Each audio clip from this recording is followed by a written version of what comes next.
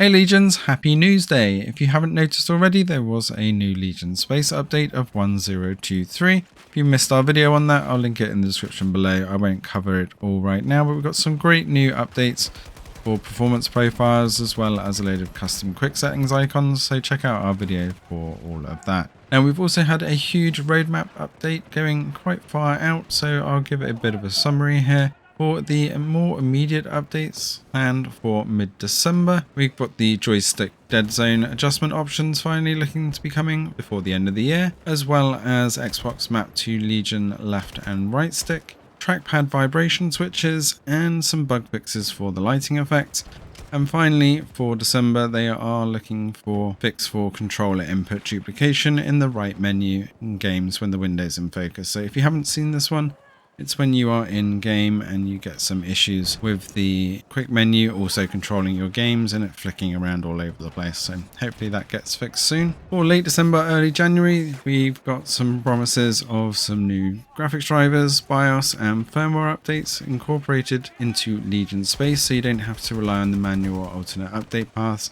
And this should mean that we'll get the updates the same time as the China ones drop, so it won't negate the need for going to the China site. They're also looking to introduce some DPI settings for trackpad and FPS mode, and bringing in the FPS limiter, which will include 30, 36, 48, 60, 72, and a custom limit as well. They're also looking to bring the fan curves into space. Version 28 of the BIOS did add the support for this, but it's not accessible at the moment, so that would be another Legion Space update, as well as the ability to turn off the light on the power button.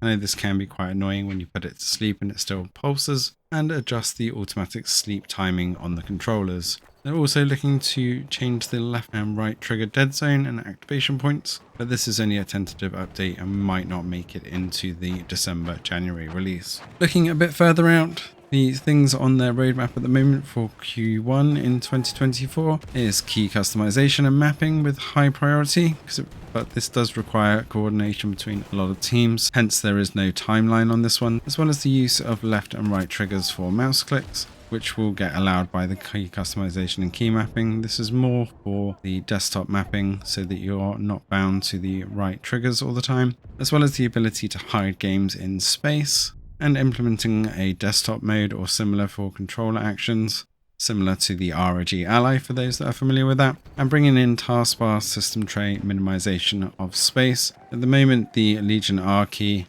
flyout menu already works even if the space is now open, but they want to get this working a little bit nicer with the space in total, as you might find that this quits out some games or minimizes a lot of games when you're activating Legion Space, which can be very annoying. They are looking at some other additional customization options for space as well, but they are looking for feedback on this. So make sure you take a look at the forums, and I'll link the Legion Gaming Community Forum for you below so you can provide your feedback directly.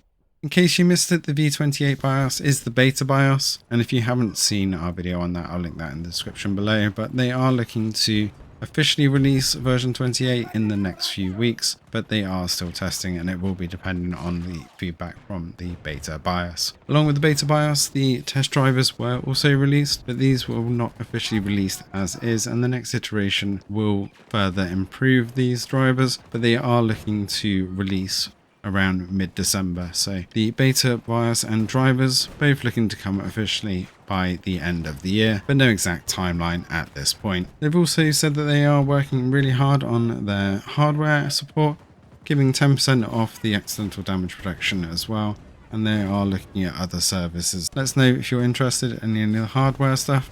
Also, they have acknowledged things like the fan and coil whine. Although it does not pack all units, they are looking at what can be done and how many people this is actually affected, as well as full screen issues and upside down rendering in some games. Again, not happening a huge amount, but it is a work in progress that they are keeping an eye on, as well as the external monitor rotation issues. They know, they're looking into it. The gyro stuff is still in the works, no timeline on that one right now, as well as they have acknowledged that there is some left speaker interference in some cases, and they're looking at what is causing this, but again, no timeline or fix in the works at the moment. Let us know in the comments below if there's anything that you've found or missed. You've been watching Battlefield 2042 gameplay on the Legion Go in the background for those that are interested. And if you've got any other comments or queries, then let us know in the comments below. Thanks for watching, and see you in the next one.